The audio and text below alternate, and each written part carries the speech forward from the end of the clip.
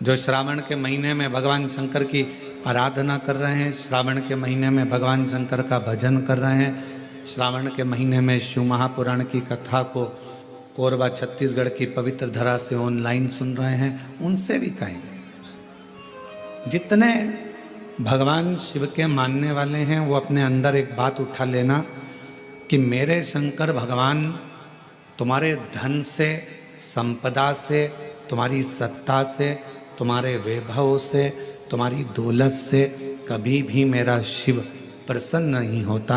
मेरा भगवान तो तुम्हें जो निशुल्क एक लोटा जल मिला है, बेलपत्र वृक्ष पर निशुल्क मिली है, और जल की धार और बेलपत्र एक चढ़ाकर आप बाबा को अपना बना सकते हो, शिव को अपना कर सकते हो। अब उसमें कोई आपका शुल्क नहीं लगा। एक लोटा पानी में आपका कोई शुल्क लगा है क्या? अपने घर का लोटा, अपने घर का पानी, यहाँ तक शिव महापुराण ने कहा कि मंदिर का पानी भी नहीं उठाना, मंदिर का लोटा भी नहीं उठाना, अपने घर से लेकर जाओ अपना दर्द सुनाने के लिए, अपने मन की बात भगवान को कहने के लिए, अपने साथ अपना जल लेकर जाए।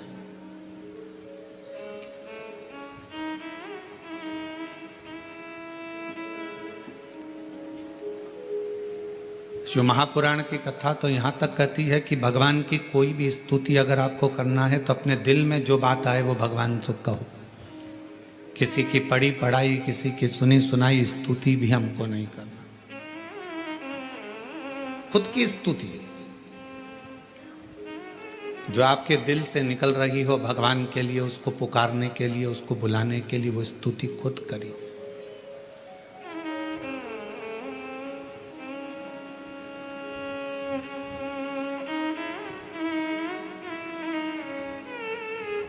हम ये भी नहीं कहेंगे कि आप हम जैसा विधान बताएं वैसा करो, या हम जैसा आपका दिल करे आप वैसा करिए, शिव को रिझाने के लिए। कड़प एक ऐसा भील वन में रहने वाला, उसके पास में कुछ भी नहीं था, केवल उसने गांव के किसी व्यक्ति को पूजन करते देख लिया था और वो भी पूजन करना प्रारंभ कर दिया। पांव से तो उसने जलाधारी के आसपास में पड़े हुए फूल पत्ती को हटाया, मुंह में भरे हुए पानी को शिवजी पर चढ़ाया, जो उसके पास में मांस आदि था उसका भोग लगा दिया। अब उसकी साधना, उसका तप कितना बड़ा कि ब्राह्मण देव ने, पंडित जी ने भगवान शंकर के शिवलिंग को पिंजरे में बंद कर दिया था। पिंजरे की एक तान टूट गई लोहे की, शिवलिंग पर जाकर लग गई, शिवलिंग में से खून बहना प्रारंभ हो गया, रक्त बहना प्रारंभ हो गया। कड़प आया, उसने देखा मेरे शंकर भगवान का नेत्र लग गया, नेत्र में ये लोहे की तान लग गई, आंख फूट गई। हाथ लगाया, खून नहीं रुका, कपड़ा लगाया, रक्त नहीं रुका। तब उसने अपनी त्रिशूल से आंख निकाल ली और वही शिवजी के शिवलिंग पर लगा दी, वही। और भगवान शंकर उसी समय प्रकट हो गए। ना मैं तुझे जानता हूं, ना तू मुझे जानता है, केवल तेरी भक्ति। और इतनी विचित्र। कड़प से पूछा तुझे मांग क्या चाहिए? कड़प ने कहा बस इतना दे दीजिए कि संसार में रहने वाला कोई मनुष्य जिसको कुछ भी नहीं आता, आपका मंत्र भी नहीं आता, आपकी साधना भी नहीं आती, आपकी स्तुति भी नहीं आती, पूजन करने का तरीका भी नहीं आता, अगर वो आड़ी टेढ़ी भी पूजन करे, कैसे भी आपके मंदिर तक पहुंच जाए, बस आप जैसे मुझ पर कृपा करे हो ऐसी ही कृपा उस पर भी कर देना। ये कड़प ने मांगा।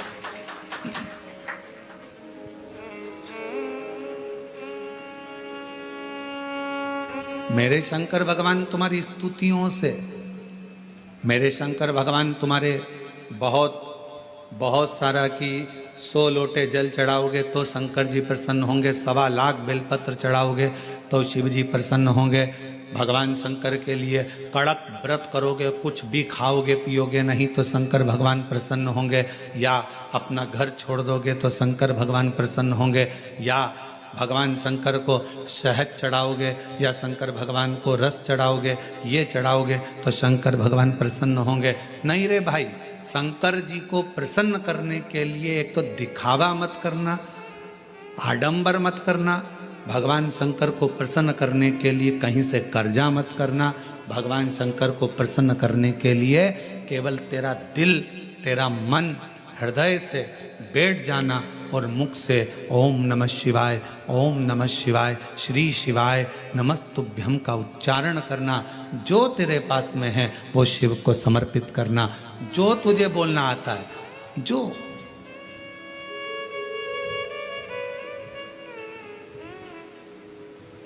छोटा सा बच्चा तोतला बोलता है, माँ को अच्छा लगता है कि नहीं लगता है? बोलो, जम के बोलो, लगता है। छोटा सा बच्चा किसी से भी अगर तोतरी भाषा में बोलेगा सबको अच्छा लगेगा। तोतरा बच्चा, छोटा बच्चा गाली भी दे देगा तो सबको अच्छा लगेगा। वही बच्चा बड़ा हो जाए, बड़ा होने के बाद गाली बक दे तो लड़ाई हो जाए।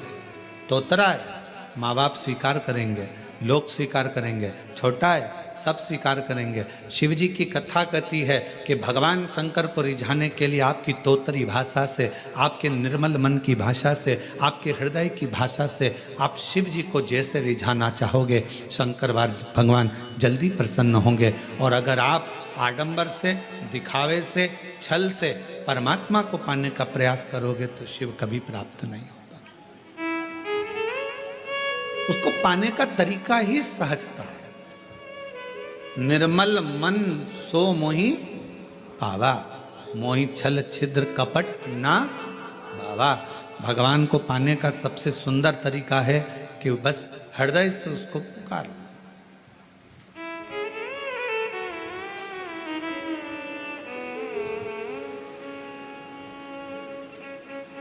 बारिश पड़े तो छाता लिया जाता है और दुख पड़े तो शिव का नाम लिया जाता है। केवल जब दुख आए, तकलीफ आए, कष्ट आए, परेशानी आए, थोड़ा सा भी जीवन में अगर लग रहा है कि हमारी कष्ट की जिंदगी चल रही है, हमारे परेशानी का जीवन चल रहा है, उस समय पर शिव नाम लेना प्रारंभ कर दो। श्री शिवाय नमस्तुभ्यम कहना प्रारंभ कर दो। धीरे धीरे उसका नाम उच्चारण करना प्रारंभ कर दो। घर के दरवाजे पर श्री शिवाय नमस्तुभ्यम लिख दो। गाड़ी पर, बंगले पर, दुकान पर, जायदाद पर उसका नाम लिख दो कि अब हमारे बस का नहीं है, लोग हमको तकलीफ दे रहे हैं, कष्ट दे रहे हैं, अब दुनिया हमारे से नफरत कर रही है, पर मेरे बाबा तू मुझे निभा लेना। पूरी जमीन, जायदाद, मकान, गाड़ी, खुद सब कर श्री शिवाय नमस्तुभ्यम लिख दो, उसके सुप्रत कर दो। एक बहन ने एक पत्र लिखा था कल कि रुद्राक्ष क्यों पहना जाता है, तुलसी की माला क्यों पहनी जाती है? रुद्राक्ष पहनने का कारण क्या है? तुलसी की माला पहनने का कारण क्या है? क्यों रुद्राक्ष पहना जाए, क्यों तुलसी की माला पहनी जाए, उसका कारण क्या है? हम आपसे पूछते हैं, सब बोलना। एक कटोरी में शक्कर ले लो, ठीक है, उसमें तुलसी का थोड़ा सा दल डाल दो, क्या बन गया? जम के बोलो, प्रसाद बन गया। भोजन है, भोजन की थाली में जब तक तुलसी का दल नहीं डाला तब तक वो प्रसाद नहीं हुआ। तुलसी का एक पत्ता, थोड़ा सा दल भोजन की थाली में डल गया, क्या बन गया? प्रसाद। इतना बड़ा भगोना भरकर नुक्ति बनी है, सेव बना है, प्रसाद बना है, उसमें थोड़ा सा तुलसी का दल डाल दो, क्या बन गया? प्रसाद बन गया। अब शिव का प्रसाद कैसे बनता है? तो कहा भगवान के प्रसाद में जो सामग्री हो उसमें बेलपत्री डाल दीजिए, रुद्राक्ष का भाग उसके अंतर्गत, अर्थात भगवान शंकर स्वयं माँ महागौरी से कहते हैं, हे महागौरी, हे गौरी, हे महागौरी। जैसे तुलसी भोजन में डालने पर प्रसाद बन जाती है, उसी तरह संसार का मनुष्य जब किसी रुद्राक्ष को अपने गले में धारण करता है तो वो मेरे लिए प्रसाद बन जाता है, मेरा अपना बन जाता है, उसको मैं स्वीकार कर लेता हूं, वो मेरा अपना है। अब प्रसाद को आप लोग नाली में फेंकते हो क्या? प्रसाद को आप गटर में फेंकते हो क्या?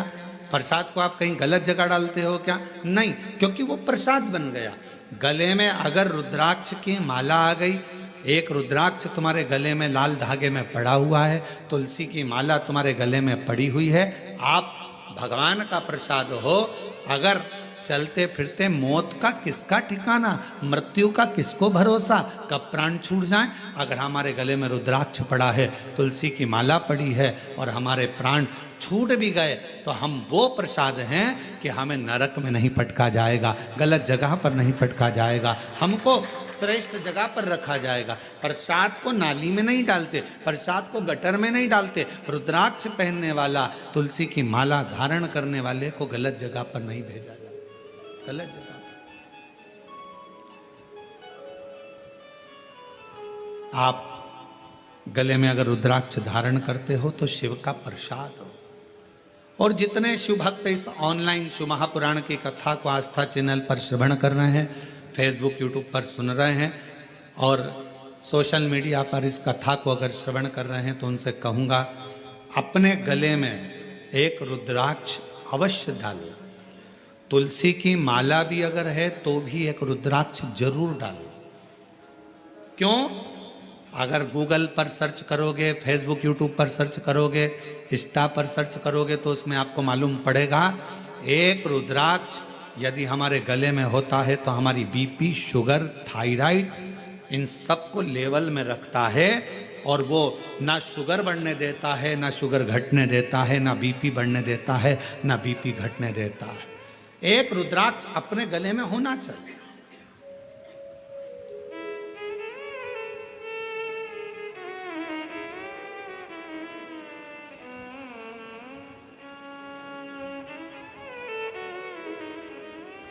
एक शिवा भगत की एक कथा आती है। मालती का एक पुत्र था शिवा, उसको लोग शिव कहते थे। क्यों? क्योंकि मालती के घर में कमाने वाला कोई नहीं था, ससुर के प्राण छूट गए थे, पति शरीर से विकलांग था और मालती मेहनत करती, परिश्रम करती। घर में एक बेटे का जन्म हुआ जिसका नाम शिव के ऊपर शिवा रखा।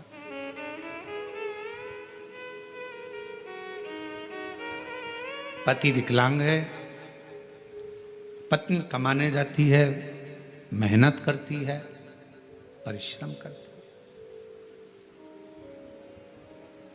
एक अगर घर में तकलीफ है, घर में कष्ट है, परेशानी है, कलिकाल का समय है, कलयुग का समय है, शास्त्र कहता है कि इस कलिकाल में धर्म पत्नी को पति के कदम से कदम मिलाकर साथ देना चाहिए, मेहनत में, परिश्रम में आगे रहना चाहिए।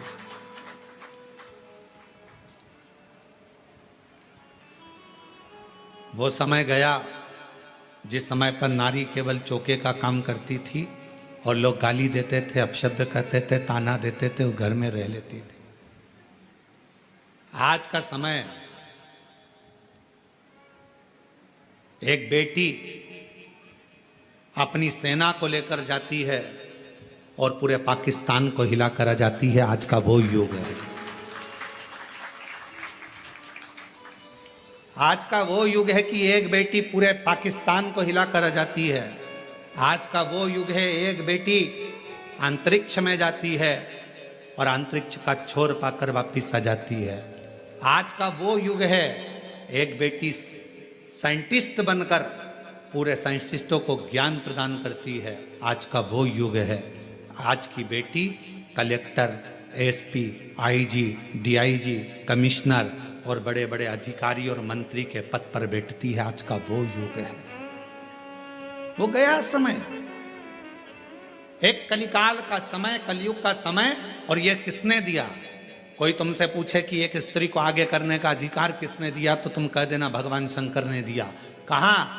तारकासुर जैसा असुर सामने था, विदल उत्पल नाम के असुर सामने थे, महिषासुर सामने था। और उस महिषासुर को मारने के लिए संपूर्ण जगत के देवता, 33 कोटि देवता सामने खड़े हुए थे, पर महिषासुर नहीं मरा। आखिरी में विदल उत्पल को मारने के लिए भी मां जगत जननी जगदम्बा को आगे करा गया, और महिषासुर को मारने के लिए भी जगदम्बा को आगे करा गया। शंकर भगवान ने कितना सुंदर शब्द किया। पार्वती जी कहती हैं मैं आगे बढ़ूं, शंकर जी कहते हैं एक स्त्री पुरुष से ज्यादा बल रखती है, क्यों चिंता करती हो? एक लाइन आती है, तेरे भक्त जनों पर माता भीड़ पड़ी है भारी, दानव दल पर टूट पड़ो मां करके सिंह सवारी, सो सिंहों से बलशाली, अष्ट भुजाओं वाली, दुखियों के दुख निवारे, ओ मैया हम सब उतारे तेरी आरती। कितने सिंह? जम के बोलो जरा, फिर से लाइन बोलो, सो सिंहों से बलशाली, अष्ट भुजाओं वाली, दुखियों के दुख निवारे। 100 सिंहों से तू बलशाली है जगत जननी, 100 सिंहों से। आप जरा विचार करिएगा, किसी व्यक्ति को अगर संबोधित किया जाता है ये तो शेर है, मतलब वन ओनली एक, और बहू को सम्मानित किया जाता है 100 पे भारी है। बोलो सही है कि गलत है? एक व्यक्ति को संबोधित किया जाता है वन ओनली, शेर है, और अगर स्त्री को संबोधित किया जाता है तो कभी कभी सास भी कह देती है मेरी बहू तो 100 पे भारी। किसकी सुने? 100 पर भारी। इतनी बोलती है, इतना बोलती है कि 100 लोग बोले इतना बोलती है, इतना तेज है, इतनी तेज, पूरा मार्केट करके गाड़ी उठाए भुड़ भुड़ करके जाए, पूरा मार्केट करके 100 पर भारी। बोलो बोलो सत्य है कि गलत है? संबोधन अब किसी व्यक्ति के लिए ये तो शेर है, शेर ओनली वन, और वो 100 पूरी 100 भारी है। 100 सिंहों से बलशाली, अष्ट भुजाओं वाली, दुखियों के दुख हारे, ओ मैया हम सब उतारे तेरी आरती। अब 100 सिंहों के बराबर उसमें बल है। शंकर भगवान आज के युग में, कलयुग में, अगर स्त्रियां नारियां आगे आकर कार्य कर रही हैं, स्त्रियां आगे बढ़ी हैं, तो इसमें सबसे बड़ा योगदान, सबसे बड़ी कृपा मेरे देवादिदेव महादेव की है, जिन्होंने पार्वती जी को आगे करा, मां जगदम्बा को आगे करा। तू असुरों को मार सकती है, तो भद्रकाली बन सकती है, तो कुष्मांडा बन सकती है, तो स्कंदा बन सकती है, और एक समय ऐसा आए तो तू अन्नपूर्णा भी बन सकती है। याद करिए, जब पूरा विश्व भूख से बिलख रहा था, पूरा विश्व, अकाल पड़ गया पूरी सृष्टि में, तड़पने लगे लोग, पक्षी मरने लगे, पशु मरने लगे, मानव मरने लगे, कुछ नहीं बचा। शिव अखंड समाधि में डूबे हुए थे।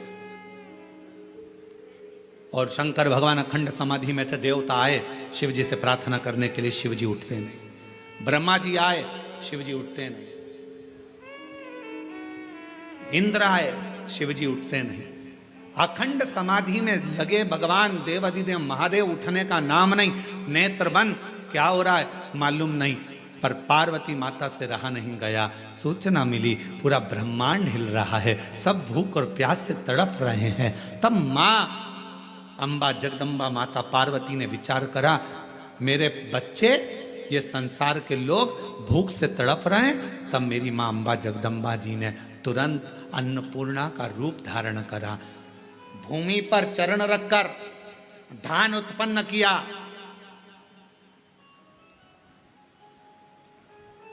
धान उत्पन्न किया और चरण रखकर धान लेकर मेरी माँ थोड़ा सा अन्न का भाग लेकर, जो मेरी अन्नपूर्णा माता ने जीवों का भरण पोषण करना प्रारंभ करा, तो माता जी को अन्नपूर्ण सदा पूर्ण शंकर प्राण वल्लभ है। भगवान शंकर की प्रिया माँ जगत जननी पार्वती जी जगत का भरण पोषण करने वाली हो गई। भगवान शिव के नेत्र खुले, शंकर भगवान के नेत्र खुलते से ही उनको भी, जब बहुत हजारों वर्ष की तप साधना कर ली, तो उठते से ही कुछ भूख से भाव में आई, भोजन का भाग मांगने के लिए स्वयं अन्नपूर्णा के दरवाजे पर चले गए। स्वयं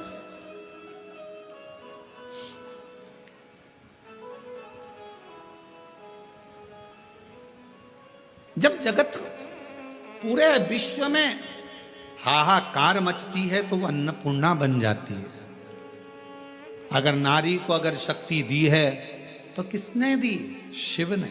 शंकर भगवान कि सारे चरित्रों को उठाकर देखिएगा, केवल देवाधिदेव महादेव अपना अर्ध नारीश्वर स्वरूप का दर्शन कराते हैं। आधा शिव आधा पार्वती। पार्वती तू मेरी शक्ति है, शक्ति ही शिव है और शिव ही शक्ति है, दोनों। अब उसको समझने वाला समझे, ना समझने वाला ना। मालती बेटे का नाम शिवा रख दिया। पति पांव से विकलांग था, करता कुछ नहीं था, अकेली मेहनत करने जाती है, परिश्रम कर। अब दुनिया की रीति है, जब एक नारी पुरुष की तरह आगे बढ़कर काम करती है और आगे बढ़ने का प्रयास करती है, तो दुनिया के लोग ताना देने का प्रयास करते हैं। उसका विल पावर कमजोर कैसा करा जाए, उसको तोड़ा कैसे जाए, उसको झुकाया कैसे जाए, उसको अंदर से तोड़ने का प्रयास करते हैं। पर जितनी भी मेरी बेटियां इस कथा को सुन रही हैं, जितनी मेरी जीजियां इस कथा को सुन रही हैं, जितनी मेरी माताएं इस कथा को श्रवण कर रही हैं, दुनिया का कोई व्यक्ति तुम्हें कितना भी ताना दे दे, कितनी भी गाली दे दे, तुम्हारे ऊपर कितना भी अपशब्द कह दे, तो भी अंदर से टूटना मती, दमदारी से चलते रहना, आगे बढ़ते रहना। तुम्हारा कर्म तुम्हारा जवाब देगा, तुम्हारा कर्म तुम्हारा जवाब देगा। तुम तो बढ़ते चलो, हाथी की अलमस्तता में आगे बढ़िए, कुत्ते पीछे चिल्लाते रहेंगे। कुत्तों की वो औकात नहीं होती जो सामने आकर भोग दें, कुत्ता हमेशा पीछे ही भोगता है। तुम अपनी अलमस्ती में चलो मेरी बहनों, तुम अपनी अलमस्ती में चलिए मेरी जीजियों, अपनी लगनता, अपनी कर्मता। मैं मेहनत करूंगी, पढ़ाई करूंगी, परिश्रम करूंगी, मैं आगे बढ़ूंगी। लोग ताना देंगे, अपशब्द कहेंगे, गालियां देंगे, आपके बारे में आड़ा तिड़ा विचार रखेंगे, पर आप एक हाथी की तरह बढ़ते चले जाना, क्योंकि कुत्ता पीछे ही भौंकता है, हाथी के सामने नहीं आ पाता। कुत्ते का काम है पीछे भौंकना, वो हाथी के सामने नहीं आ पाता, क्योंकि कुत्ते को भी मालूम है कि हाथी के पांव में वजन है, सामने आऊंगा तो दुमस देगा, इसलिए कुत्ता केवल पीछे ही भौंकता है, उसकी वहीं तक सामर्थ्यता है।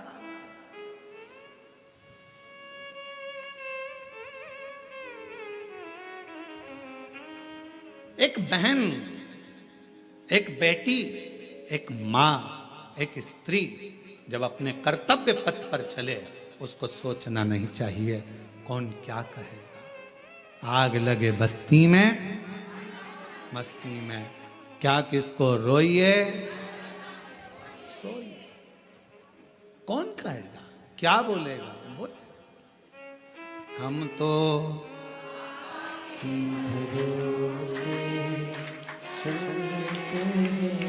हम तो बाबा के भरोसे चलते हैं। ये दुनिया वाले जलते हैं, ये दुनिया वाले जलते हैं, डमरू वाले के भरोसे चलते हैं, काशी वाले के भरोसे चलते हैं। अपनी मस्ती में मेरी बहनों, मेरी जीजियों, मेरी बेटियों, अपनी मस्ती में अपने कर्तव्य पथ पर आगे बढ़ो।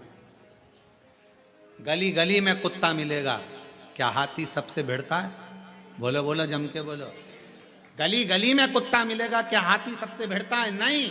हाथी को मालूम है ये भोगता रहेगा, अपन बढ़ते रहेंगे, फिर अगले गांव जाएंगे, फिर अगली जगह जाएंगे, फिर चिल्लाएंगे। इनका फर्ज है चिल्लाना, क्योंकि पैदा ही इसलिए हुए हैं कि इनको चिल्लाना ही है। अपना कर्म, अपना कर्तव्य, अपने को आगे बढ़कर जाना, अपना कर्तव्य, आगे बढ़ते चलो, बढ़ते चलो। शिव कथा कर रही है। मालती ने विचार करा कि घर को चलाना है, बेटे का जन्म हुआ है, बेटे का नाम शिवा रखा है। शिव कहती है माँ। धीरे धीरे बच्चा एकांत रहने लगा, समय बीता। एक दिन माँ काम में लगी रहती, बच्चे को घर में जब भरण पोषण का कुछ ना पड़ा, कुछ भी, जिस जगह पर माँ काम करती थी उसी जगह पर उस बच्चे को काम पर लगा दिया और कह दिया मेरा स्वास्थ्य ठीक नहीं, सेठ जी मैं आपकी दुकान पर, आपके घर पर कार्य करने नहीं आ सकती, अब मेरा पुत्र है। ये कथा कोई पुरानी नहीं, इसी कलयुग की है, इसी कलयुग। आपके यहां ये मेरा पुत्र आएगा। छोटा सा लड़का, 9 वर्ष की उसकी आयु, सेठ जी के घर कार्य करने जाता तो सेठ जी का गांव बहुत दूर था। वहां से आता, बेटे को भय लगता, डर लगता, क्या करे। माँ के पास आकर बोला माँ, सेठ जी कभी रात्रि को छोड़ते अकेले जंगल में आने में मुझे भय लगता है। माँ कहती क्या भय? हाथ पकड़ा बेटे का माँ ने, शंकर भगवान के शिवालय में लेकर गई। शिव जी के गले में पड़ी हुई रुद्राक्ष की माला निकाली, माला निकालकर बेटे के गले में डाल दी और कह दिया केवल तू अकेला नहीं, तेरा महादेव तेरे साथ चलेगा, हर पल हर घड़ी हर क्षण रहेगा। और मालती की कथा कहती है, भगवान शंकर का चरित्र कहता है, रात्रि के समय पर बेटा शान से धड़क बेधड़क चलकर आता था। एक समय कोई प्रेत सामने से, कोई प्रेत पेड़ पर से लटकता हुआ दिखा। इस बालक को भय ना लगा, इसने हाथ जोड़कर प्रणाम कर कर कहा तुम कौन हो? कौन हो? कहा मैं प्रेत हूं, अधोगति में मरा हुआ हूं, मेरी गति नहीं, मेरी मुक्ति नहीं। तो फिर आपका मोक्ष नहीं हुआ तो मेरे जैसे मनुष्य को आपकी वाणी क्यों सुनाई दे रही है? प्रेत का शब्द एक एक शिव भक्त के हृदय में बैठना चाहिए। इस प्रेत के शब्द को, प्रेत कहता है मैं मनुष्य जैसी वाणी नहीं बोल सकता था। प्रेत कहता है मैं आपसे बात नहीं कर सकता था क्योंकि मैं प्रेत हूं, पर आप रोज प्रतिदिन रुद्राक्ष की माला को धारण कर कर यहां से निकलते हो। आपके जाने के बाद आपके चरण की जो रज है, धूल, वो उड़ती है, पेड़ों की पत्ती पर जाती है, वो हवा में मुझे मिलती है। उसके कारणवश मुझे थोड़ा सा बल मिला है जिससे मैं बोल भी सक रहा हूं और आपसे बात भी कर सक रहा हूं। ये मुझे बल मिला है। क्या चाहते हो? क्या चाहते हो? बस एक निवेदन है, कभी मौका मिले तो इस पथ से आपसे निवेदन है कि आप इस पथ से जाना बंद ना करिएगा। जब भी मौका मिले इस पथ से जरूर जाइएगा। उस शिवा पुत्र ने कह दिया मैं जरूर जाऊंगा। निकलते रहे निकलते रहे निकलते रहे निकलते रहे निकलते रहे, उसी पथ से निकलते रहे। एक दिन वो प्रेत योनि से छूट गया, देव योनि में आ गया। कानों में कुंडल धले थे, सिर पर मुकुट पहना था, गले में हार पहना था, सुंदर पीतांबर पहना हुआ था और सुंदर हाथ में एक शस्त्र लिया हुआ था। हाथ जोड़कर खड़ा हो गया, आज मैं प्रेत योनि से मुक्त होकर देव योनि में आ गया, ये आपकी कृपा है। उस शिवा पुत्र ने कहा मेरी कृपा कैसे, मैंने तो कुछ करा ही नहीं, बस आपके गले में पड़े हुए रुद्राक्ष को पहनकर आप जाते थे और आपके रज से मैं कृतार्थ होता चले गया, मेरा उद्धार होता चले गया। उस प्रेत ने जो कहा, कितनी सुंदर बात कही। अगर रुद्राक्ष पहनकर कोई संसार का मनुष्य किसी मार्ग से निकल कर जाता है तो ना जाने कितने कितने प्रेतों का और जीवों का कल्याण करते करते जाता है। सांसारिक मनुष्य की तो बात ही दूसरी है। और शंभु शरण मांगू दुख काटो दया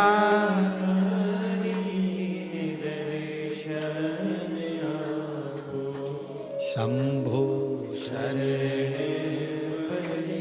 मांगू घड़ी रे दुख काटो दया करीने दर्शन आपो।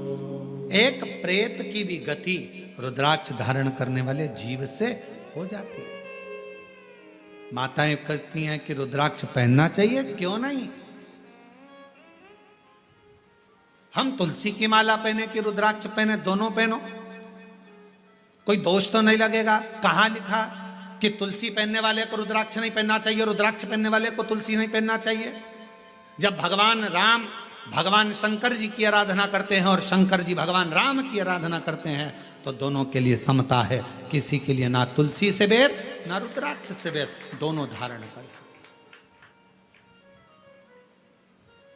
गले में एक रुद्राक्ष का मन का आपके जीवन में ना जाने कितनी व्याधियों से, कितने दुखों से तुमको निकाल देता है, कितने दुखों से। एक पत्र है, देखिए।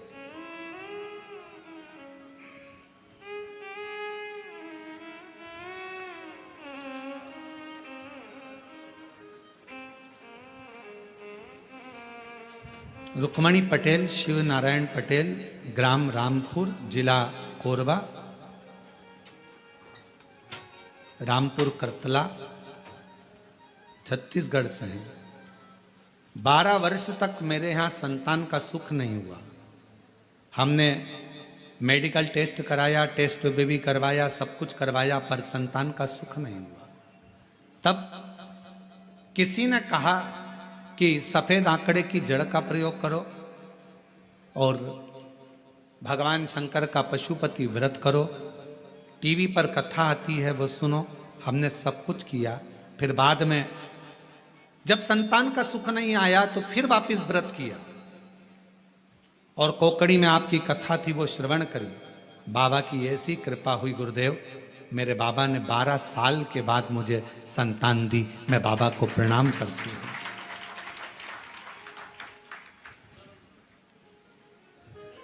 एक पत्र और बड़ा सुंदर है।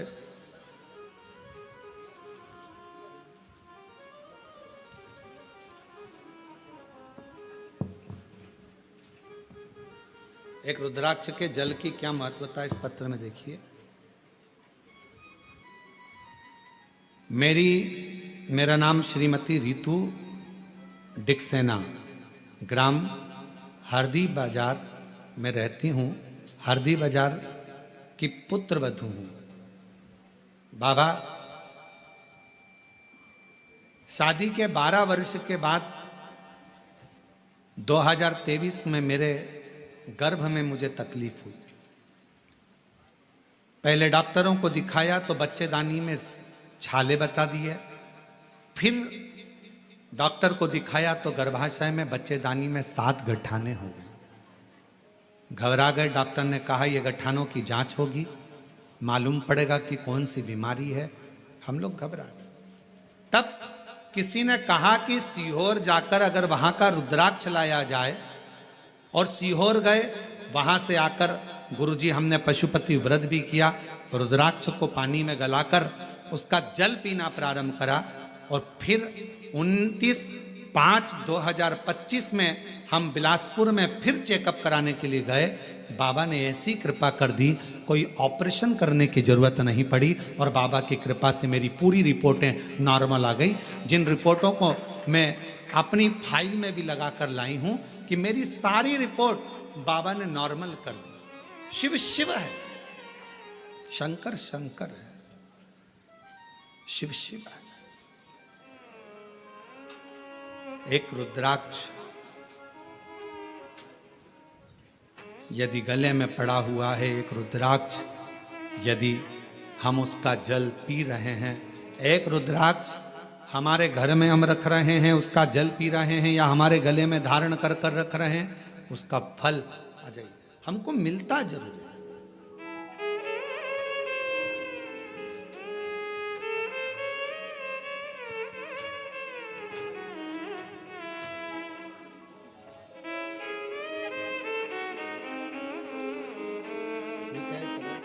इसको हो गया था प्रॉब्लम, ठीक है, बाबा की कृपा। आप ही को तकलीफ हो गई थी, बच्चादानी में 7 गठाने हो गई थी और छाले पूरे बच्चादानी में हो गए थे। डॉक्टर की कृपा, भगवान शिव की करुणा, और साथ में शिव की उदारता से रुद्राक्ष के जल से आज पूरी बच्चेदानी की गठाने भी गल गई, छाले भी समाप्त हो गए, और शिव की कृपा।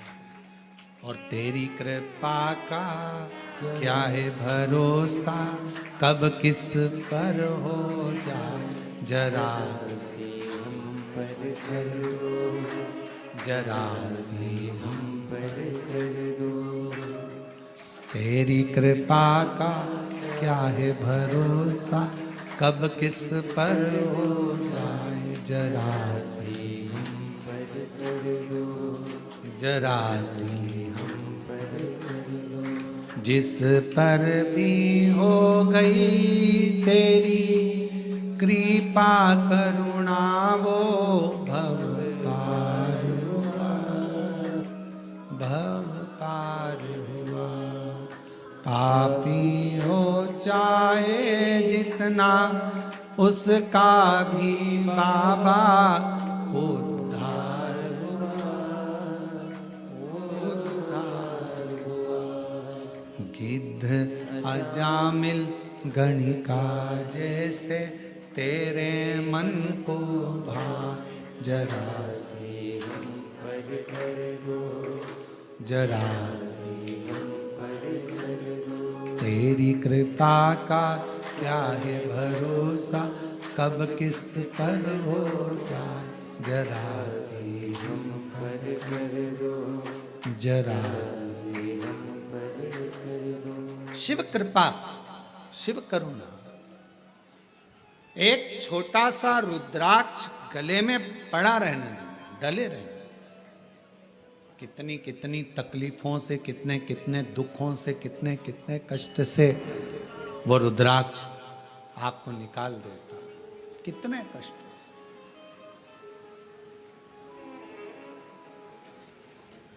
शिव महापुराण की कथा करेंगे। शंकर भगवान की भक्ति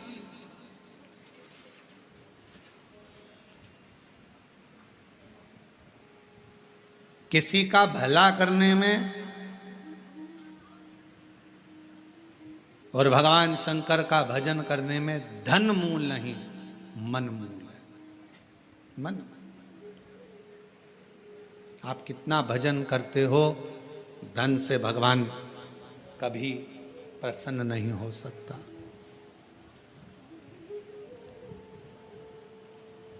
धन से भगवान कभी प्रसन्न नहीं, आडंबर से भगवान कभी प्रसन्न नहीं हो सकता। क्या था माता पार्वती जी के पास में? जिस समय मां पार्वती जी की अवस्था 6 वर्ष की हो गई और मां पार्वती जी अपना भवन छोड़कर वन में चली गई अपनी सहेलियों के साथ, एक गुफा में प्रवेश कर गई माता पार्वती जी। छोटी सी गुफा में रहकर माता पार्वती जी ने तप साधना प्रारंभ कर दी। क्या था पार्वती जी के पास में? ना माँ पार्वती जी हिमालय राज की नगरी से ना पात्र लेकर गई थी, ना पूजन का कोई सामान लेकर गई थी।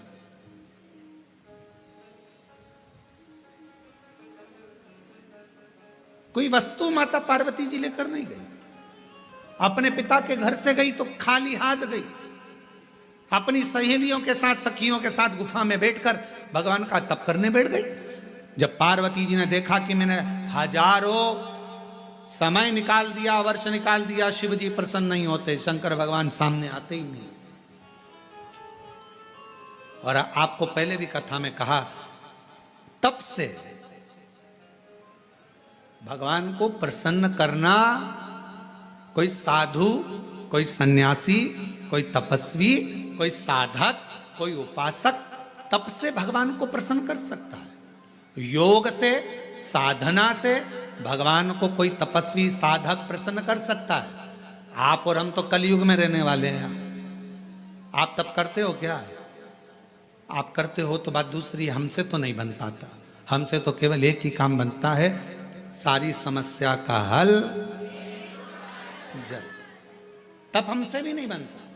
कोई हमसे कहे तुम साधना में बैठते हो, नहीं साहब, हम तो एक ही काम करते हैं। जय सुबह से लेकर शाम तक जितना समय मिलता है, श्री शिवा नमस्तु, श्री शिवाय नमस्तु।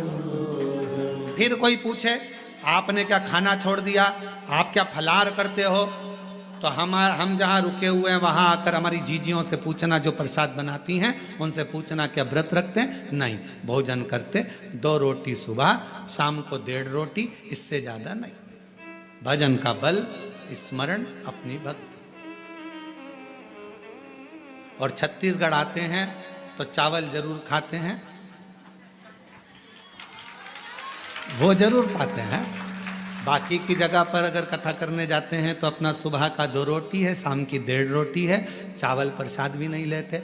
कोई बाजार का तुम्हारा मीठा मीठा कुछ आप पूछिएगा जो प्रसाद बनाते हैं, कोई मीठा मीठा बाजार का नहीं, कोई चीज़ें नहीं, केवल साधारण भोजन, बाबा का भजन और आनंद। इससे ज़्यादा क्या करना? भक्ति करो, भजन करो, स्मरण करो, कीर्तन करो, मंत्र जाप करो, श्री शिवाय नमस्तुभ्यम जपते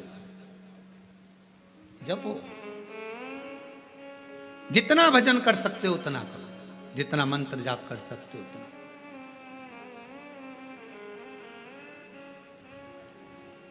और हम तो शर्मा जी आपसे भी कहेंगे, हमारा जो प्रसाद बनता है उसमें थोड़ा प्रसाद कभी योग बन जाए तो पाना। शंकर जी की प्रसादी कभी योग बने तो जरूर लीजिए प्रसाद का भाव। और बनाने वाला भी कौन होता है? माताएं तो रोटी सेकती हैं और हमारे पंडित जी सब्जी से बनाते हैं, या आशीष भैया सब्जी बना देते हैं। जो भाजी अपने बच्चे लोग बनावे, पा लिया आनंद। शिव तत्व की प्राप्ति हो, शिव तत्व। ना हमसे तप बनता, और हमें भरोसा है आपसे भी नहीं बनेगा। आपसे कोई कहते पेड़ के नीचे बैठी रहे, सिर पे पल्लू लेके बैठी 4 घंटे तो बनेगा? घर छोड़ सकते हो? नहीं। नदी पर जाकर बैठ सकते हो? थोड़ा सा नदी में पानी बड़ा, बारिश में तो पीछे खसक जाओगे, तुरंत नहीं बन सकता।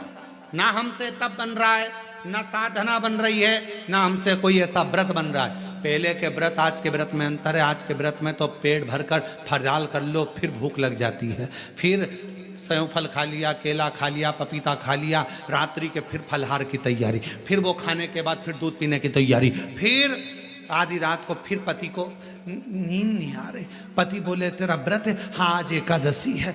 पति ने मन में सोचा 11 बार खा लेती एकादशी पूरी हो जाती, क्यों ना खा। व्रत नहीं, ना हम तप कर पा रहे, ना साधना कर पा रहे, ना व्रत कर पा रहे कली काल में। इसलिए तुलसीदास बाबा ने लिख दिया, कलयुग केवल नाम धारा। इसलिए तुलसी बाबा ने लिखा कलयुग में कुछ नहीं बने तो एक काम करो, राम राम राम राम जपते रहो, शिव नाम जपते रहो, कृष्ण नाम जपते रहो। तुम्हारे दिल में जो बैठ जाए, जिसका तुम भजन कर सकते हो उसको भजो। भगवान का भजन करने में मन लगा लो। तुम जितना जपोगे आडंबर से दूर रहोगे, तुम जितना जपोगे सबसे दूर रहोगे। इसलिए कलिकाल में एक नियम बना लिया, सारी समस्या का हल जल। फुर्सत मिले 2 मिनट जाओ, शंकर जी को जल चढ़ाओ। अपने शिव के लिए अगर तुम 2 मिनट का समय मंदिर जाने का निकाल लोगे तो भगवान शंकर भी अपने समय में से तेरा दुख हरने के लिए तेरे दरवाजे पर आकर खड़ा हो जाए। समय निकालो। आजकल का जमाना यही है, तुम किसी के यहाँ जाओगे तो कोई तुम्हारे यहाँ बोलो तो आएगा। बहन के घर शादी में जाओगे तो बहन तुम्हारे घर शादी में, तुमने अपनी बहू को भेज दिया तो वो भी बहू को भेज देगी। और तुम्हारे जाने में और बहू के जाने में अंतर है। बहू शादी में जाती है, काम वाम नहीं करती, कुर्सी पर डेंटिंग पेंटिंग करके बैठ जाती है। काम करेगी क्या? नहीं। मौसी सास की आई है, फैलारा पड़ा है तो पड़े रहने दो, सामान पड़ा है तो पड़े रहने दो। पर बहन के घर शादी में बहन जाती है, जितना सामान आता है, कपड़े आए, मायरे का सामान आया, सारा सामान संभालती है। मिठाई के डब्बे इधर रखेगी, बर्तन उधर रखेगी, सामान उधर रखेगी, बहन संभालेगी, बहू नहीं।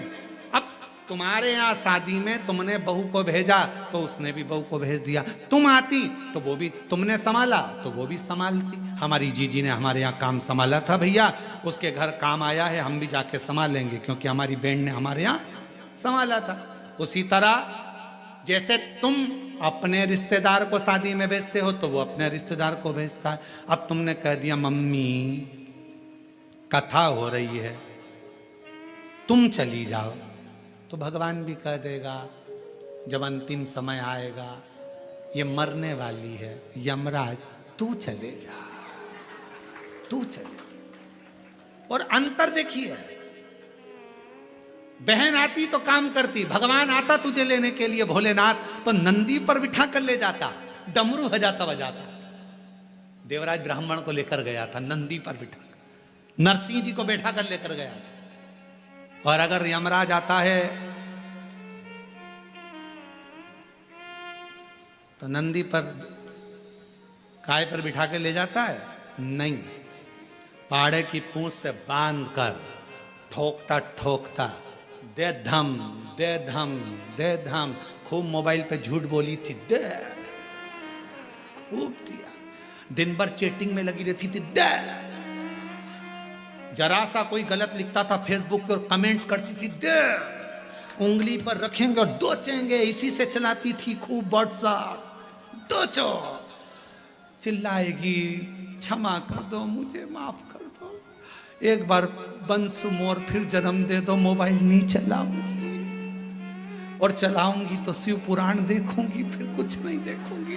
भगवान बोले शिव पुराण की आड़ में चैटिंग करती रहती, दे, दे धर के, फिर मारा लपक के, फिर दो, खूब दुखेगा। चलते चलते फिर याद आया मेरी नीले कलर की साड़ी एक बार भी नहीं पहनी। यमराज से कहा भगवान प्लीज क्षमा कर दो, बहुत दुख हो रहा है मुझे।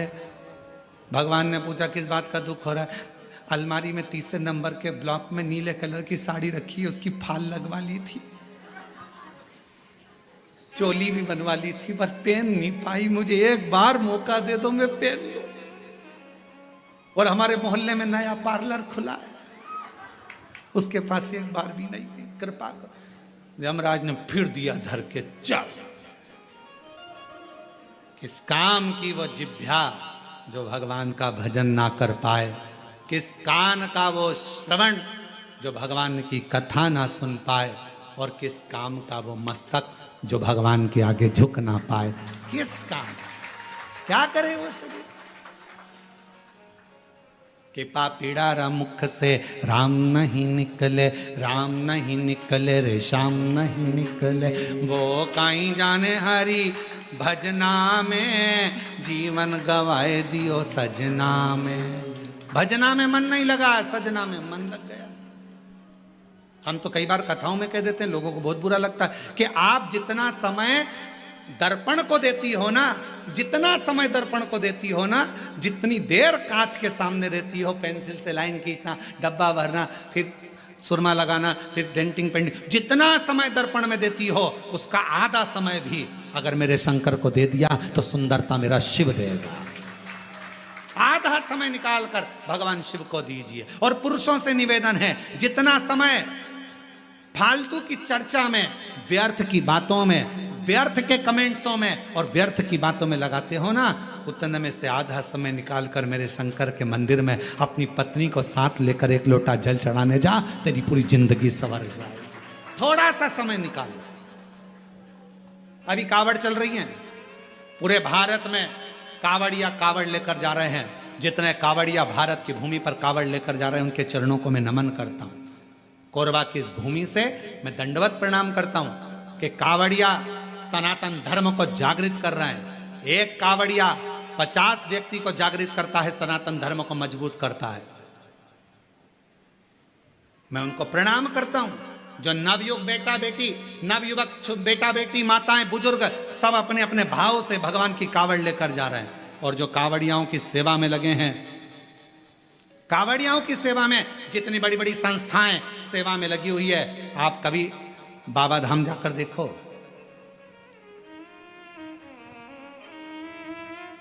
गए हो आप लोग बैद्यनाथ जी? बाबा धाम बैद्यनाथ गए? कावड़ भर के आए हो पहले कभी? आप लोगों ने देखा होगा बाबा बैद्यनाथ जी के यहाँ सुल्तानगंज से कावड़ भरकर बाबा की जो कावड़ बैद्यनाथ जी पर जाती है, बाबा धाम जाती है बैद्यनाथ जी के यहाँ, पूरे रास्ते में लोग बड़े बड़े लंगर, बड़े बड़े टेंट दूसरी दूसरी जगह से आकर खूब शहर के वासी, पूरी बिहार के लोग, पूरा उत्तर प्रदेश का लोग, वहाँ पर पूरा झारखंड का लोग पूरी तैयारी रखते हैं और बड़े बड़े कैंप लगाकर सबकी सेवा करते हैं। उनको धन्यवाद देता हूँ, उनको प्रणाम करता हूँ। साधुता। आप जाओ हरिद्वार, आप जाओ उत्तर प्रदेश, काशी, बड़े बड़े संस्थाएं, बड़े बड़े सेवादार, बड़े बड़े अपने आनंद में। आप सीहोर जाकर देखिए, सीहोर में भी बहुत संस्थाओं ने अपनी अपनी सेवाओं के क्रम चालू रखे हैं। करा रहे लोगों का मुख झूठा, किसी को पानी पिलाना, किसी को चाय पिलाना, किसी को नाश्ता कराना, अपने आनंद के साथ कर रहे हैं, भगवान की भक्ति के साथ। देखो, और कुछ लोग संसार में ऐसे भी पैदा हुए हैं जो कावड़ भरने के लिए जा रहे हैं। तो क्यों जा रहे हैं, क्यों टाइम बर्बाद कर रहे हो, क्यों कर रहे हो, क्यों लंगर चला रहे हो, क्यों भंडारा कर रहे हो, उसमें भी तकलीफ उनको हो रही। क्यों? क्योंकि ये सनातन धर्म को कभी मजबूत होता नहीं देख सकते, कभी। इन्होंने जिंदगी भर केवल एक ही कसम खाई है कि हम सनातन को नीचे ले जाएंगे, ऊंचा नहीं। सनातन को ऊंचा ले जाने का प्रयास करो। इस भारत की भूमि को फिर विश्व गुरु बनाने का प्रयास करो। इस भारत की भूमि को फिर श्रेष्ठ बनाने का प्रयास, अग्रता रखिए। साधुता है। और भारत की भूमि पर ऐसे ऐसे मुख्यमंत्री हुए हैं जो कावड़ियाओं पे फूल की वर्षा कर रहे हैं। साधुता है इनको, बहुत बहुत साधुता। शिव तत्व को पहचान। भगवान को पाने के लिए धन की जरूरत नहीं, मन की जरूरत है, संपदा की जरूरत नहीं है। आपका मन जितना प्रबल होगा, शिव उतना ही जल्दी। मेरे शंकर भगवान को राजी करने के लिए मां जगत जननी जगदम्बा एक गुफा के अंदर प्रवेश कर गई। माता के पास में कुछ भी नहीं, पिता के पास से कुछ भी लेकर नहीं, कुछ भी नहीं, कोई वस्तु नहीं, कोई सामग्री नहीं, खा लिया। संसार की रीत है, मुट्ठी बांधे आया जग में। बोलते जाओ, आप लोगों को मालूम होगा। मुट्ठी बांधे आया जग में, लोग कहते हैं हाथ पसारे जाएगा। क्या तू लेकर आया जग में, क्या तू लेकर जाएगा। परशु महापुराण की कथा कहती है, मुट्ठी बांधे आया जग में, हाथ पसारे जाएगा, पर क्या लेकर आया इसका तो नहीं मालूम। पर इतना जरूर है, जो पुण्य तूने करा, जो सत्कर्म तूने करा, जो तूने भूखे को भोजन, प्यासे को पानी पिलाया, वो तेरे साथ जरूर जाएगा। तेरा सत्कर्म तेरे साथ जरूर जाएगा। तेरा सत्कर्म बंद है, बंद है दोनों। तेरा सत्कर्म तेरे साथ जाएगा तो अच्छा कर्म कर, और जितने अच्छे कर्म से, जितने अच्छे कर्म के अनुसार, जितने कर्म के अनुकूल तू अच्छा कर्म करेगा, उसके अनुकूल तेरे को फल जरूर मिलेगा। फिर निवेदन, मत बुरे कर्म कर बंदे वरना पछताएगा, भगवान की आंखों से तू बच नहीं पाएगा, तू बच नहीं पाएगा। अरे ओ अज्ञानी मत कर नादानी, अरे ओ अज्ञानी मत कर नादानी, तेरे कर्म का फल भी तू ही पाएगा, जैसा किया तूने तेरे आगे आएगा।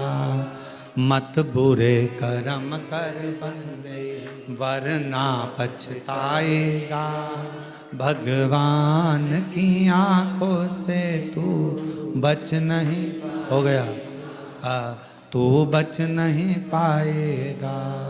अरे ओ अज्ञानी मत करना, अपने कर्म का दंड अपने को भोगना। पर दुनिया को अपना कर्म दिखता कहाँ है?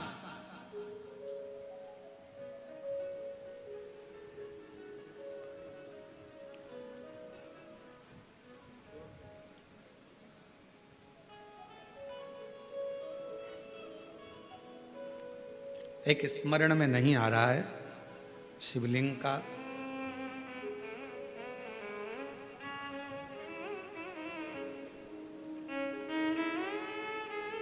ओमकारेश्वर में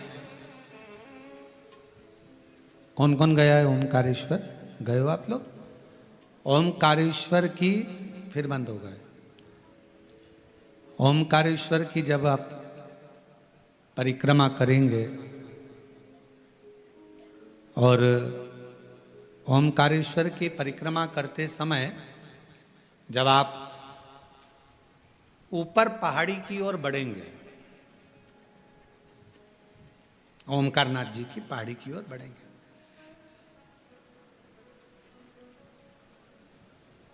एक गौरी केदार मंदिर आता है, गौरी शंकर मंदिर। ये गौरी केदार या गौरी शंकर मंदिर का स्मरण होगा तो कभी, बहुत प्राचीन मंदिर है, बहुत प्राचीन मंदिर, बहुत प्राचीन। जितने भी लोग ओमकारेश्वर जाएं तो वहां जरूर परिक्रमा मार्ग में ऊपर की ओर जाकर दर्शन करें। परिक्रमा मार्ग बहुत प्राचीन है, कई शताब्दियों पुराना, बहुत प्राचीन, बहुत प्राचीन। वहां एक शिवलिंग है, लगभग 5.5 से 6 फीट की हाइट का, काले पाषाण का है, बहुत बड़ा है, बहुत बड़ा।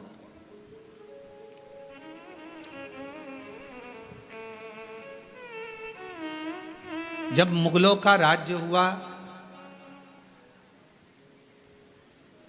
उस मंदिर में शंकर भगवान के शिवलिंग में एक बड़ा सा दर्पण लगा हुआ था, एक हीरा लगा हुआ था, एक बड़ा सुंदर दर्पण, बड़ा सुंदर हीरा लगा हुआ, हीरे से परिपूर्ण था शिवलिंग। उस दर्पण का काम क्या था?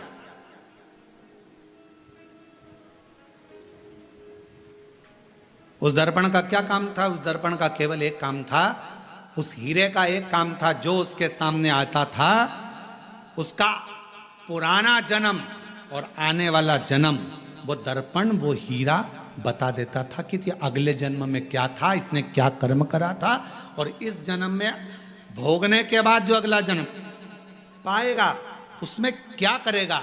वो दर्पण जो शंकर भगवान के शिवलिंग पर जो हीरा लगा हुआ था वो बता देता था। अब उस समय पर जिन मुगलों का राज्य था वो उस मंदिर में गए और उस मंदिर में जाकर उन्होंने जैसे ही उस राजा को मालूम पड़ा, नवाब को मालूम पड़ा, उसने कहा जरा जाकर देखता हूं। देखूं जरा। और नवाब गया, राजा गया, उसने भगवान शंकर के शिवलिंग के सामने जो हीरा लगा था, दर्पण लगा था, उस हीरे को उस दर्पण में अपना प्रतिबिंब देखा। उस दर्पण में, उस हीरे में उसने अपना प्रतिबिंब देखा। और जो उसने प्रतिबिंब देखा, प्रतिबिंब देखते ही उसने देखा मेरा पूर्व का जन्म इतना बुरा था और आने वाला जन्म मेरा उससे भी ज्यादा बुरा होगा। गुस्सा आ गया उसको, पूरा मंदिर तहस नहस करवा दिया, आसपास का पूरा मंदिर तोड़वा दिया, हीरा जड़त, दर्पण, हीरा सब जो लगा था सब तोड़ तुड़ा कर लेकर चला गया। सब टूट गया, सब नष्ट कर दिया। शिव महापुराण की कथा कर रही है, भगवान शंकर का चरित्र कर रहा है, शिव तत्व कह रहा है। अगर वो राजा चाहता तो शिव महापुराण की कथा में लिखा है, दुनिया के सामने आप कैसे भी रह लो पर तुम्हारे कर्म का दंड तो तुमको भोगना पड़ेगा। पर यदि अगर शंकर भगवान को एक लोटा जल आप समर्पित कर रहे हो तो तुम्हारा पहला क्या निकला, बाद में क्या होना है, वो महादेव के हाथ में चला जाएगा और महादेव तुम्हें कष्ट नहीं देगा, महादेव तुम्हें तकलीफ नहीं देगा, दुख नहीं देगा, कष्ट नहीं देगा। फिर वही लाइन आ गई स्मरण में कि मत बुरे कर्म कर बंदे वरना पछताएगा, भगवान की आंखों से तू बच नहीं पाएगा, तू बच नहीं पाएगा। अरे ओ अज्ञानी मत कर नादानी, अरे ओ अज्ञानी मत कर नादानी, तेरे कर्म का फल भी तू ही पाएगा, जैसा किया तूने तेरे आगे आएगा। मत बुरे कर्म कर बंदे वरना पछताएगा, भगवान की आंखों से तू बच नहीं पाएगा, तो बच नहीं पाए। शिव महापुराण की कथा कर रही है, भगवान शंकर का चरित्र कर रहा है। कोई दिखावा, कोई धन, कोई दौलत पार्वती जी लेकर नहीं गई, तप करने के लिए मां पार्वती जी बैठी, तब से शिव प्रकट नहीं हुए। साधना करने पार्वती जी बैठी, प्रकट नहीं हुए। सारा व्रत, सारा उपास, सारी साधना, सारा तप पार्वती जी ने कर लिया, शिव प्रकट नहीं हुए। तब सखी ने कहा, तब सखी बोली, सहेली ने कहा, पार्वती मैंने सुना है शंकर भगवान एक लोटे जल से प्रसन्न हो जाते,